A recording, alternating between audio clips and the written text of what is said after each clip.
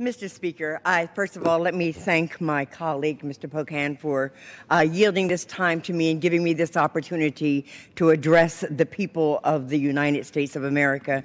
I'm new around here, and so I like to generally listen and evaluate before I speak, and I only try to speak when I might have something to add of value. If you drive through my district, which is the 12th Congressional District of the state of New Jersey and includes a lot of highways and byways and bridges, you will see this iconic sign in the capital of New Jersey that says, "Trenton makes, the world takes." It is a sign that points out the legendary industrial past of our community. However, this industrial revolution, it has passed us by, and it's a reminder of the employment that the city used to have. Yes, the city of Trenton was once the place that you found employment. The Trenton Iron Company produced the wrought iron beams from the dome on this U.S. Capitol building where we stand today. And Trenton's John Roebling Sons company produced wire rope that was used to build the Brooklyn Bridge, the now famous George Washington Bridge, and the Golden State Suspension Bridge in California. Trenton was also known for its pottery making, and even today, Trenton pottery can be found on display in museums around the world because of its artistry and superior craftsmanship. Trenton's booming industry is responsible for the invention of even the oyster crackers, pork roll, Bear aspirin, and felt-tip markers. Yet today, Trenton, New Jersey has a 15% unemployment rate. The city of Trenton's legendary industrial past does little for the thousands of unemployed workers searching for work today. The city has had a turn for the worse since the manufacturing sector has left and took with it great paying jobs. But we're not alone in that problem, in this crisis. The same can be said for Cleveland, Ohio, or Detroit, Michigan, or Gary, Indiana, or Philadelphia, to name just a few. Towns which were once thriving centers of commerce, where jobs were plentiful and unemployment was rare. Today, these same towns face an unemployment crisis, where securing work that enables a mother or a father to support a family is an elusive proposition. At the same time we experience this employment crisis, we also have a crisis in our infrastructure. New Jersey has 39,213 total miles of road. We're small, but we have a lot of concrete. But 35% of the major roads are in deprived condition. New Jersey has 6,566 bridges, but 36% of which are underfunded, considered structurally deficient, or functionally obsolete. Over 200 million trips are taken daily across deficient bridges in the nation. But in total, 1 in 9 of the nation's bridges are rated as structurally deficient. You may recall in 2007 the I-35W Mississippi Bridge in Minneapolis, which had been categorized as structurally deficient, collapsed, killing 13 and injuring 145 people.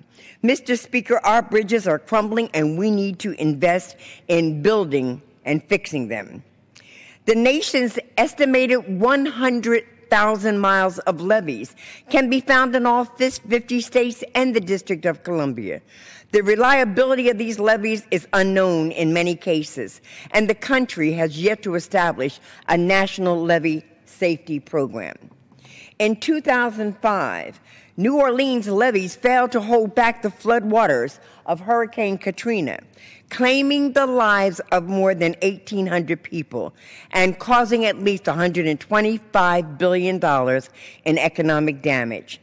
Public safety remains at risk from these aging structures, and the cost to repair or rehabilitate these levees is roughly estimated to be $100 billion by the National Committee on Levee Safety. Mr. Speaker, these numbers are reflective of what America has become. And I take a look at our communities today and I see the vestiges of our past. I ask that we as Congress stop playing games, that we get to work for real this time, that we recognize that here we will have the opportunity to not only create safe infrastructure, not only to create safe bridges, not only to protect communities that are subject to flooding from levees, but we will also be able to create jobs. There's no more meaningful social action program than a good job.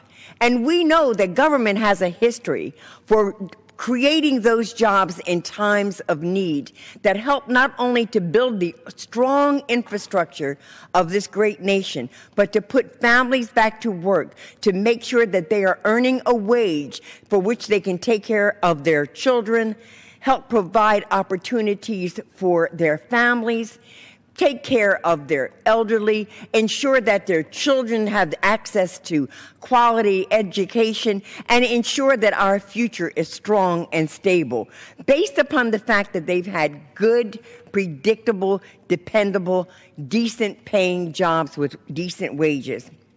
I look to our Congress, as many people do in this country, and I know who we really are. And I know that if we put our foot to the pedal, that if we decide that we are going to put this country back on a strong footing, metaphorically as well as literally, I know that if we are understanding that if we build out and support that middle income layer, those people, the working people of this nation, that we will create an economy that will grow and prosper everyone from the very, very top to the very, very bottom. That is what we need to do right now in this country from a bipartisan perspective, is to introduce, to advocate for, to debate, discuss, design, and develop an infrastructure bill with bipartisan support that signals to the working families and all families in this country that, A, we want to make sure that you are safe as you travel our highways and cross our bridges, that you're safe when you live near waterways and need to be protected with levees, and that you are given the opportunity to give back to your country, to build it, make it the strong country that it should be, and at the same time create the kind of jobs that we need in order to grow our economy for everybody. Mr. Speaker, I thank you for this opportunity to speak to the American people today, and I yield back my time.